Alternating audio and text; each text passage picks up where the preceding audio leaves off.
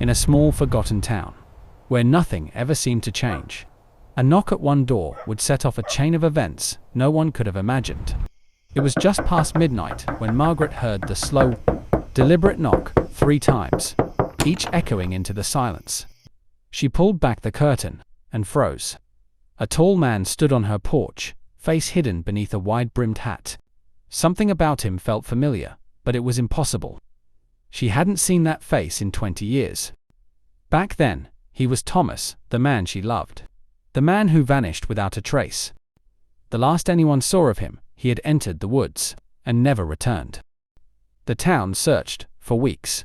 Rivers, forests, abandoned buildings, nothing. Years passed. His face faded from posters and from memory. And now, he was here, standing at her door like nothing had happened. Without speaking, he stepped inside, leaving strange, muddy footprints on the carpet. The tread was odd, more like an animal's paw than a shoe. Margaret made tea, trying to hide the trembling in her hands.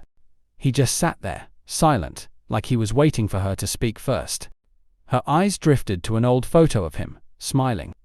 So alive back then.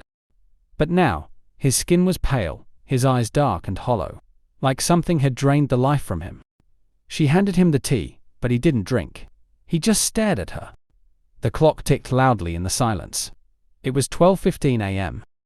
His hands looked wrong. Fingers too long, nails too sharp. Margaret's stomach tightened. This was Thomas, but also not Thomas. Then, he finally spoke.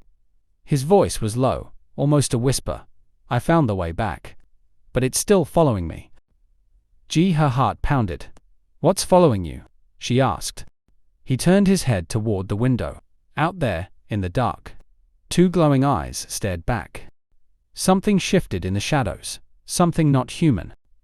Only have until sunrise, he said, gripping her wrist. Margaret's breath quickened. She had so many questions, none of them safe to ask. Sudden gust of wind blew through the room, flipping the pages of an old photo album. In one photo, Thomas smiled. But behind him, a dark shape loomed. The window burst open. That same smell from the forest, damp earth and rot, filled the room. Thomas stood suddenly. His coat shifted unnaturally, as if something inside was moving. Margaret backed away, every instinct telling her to run.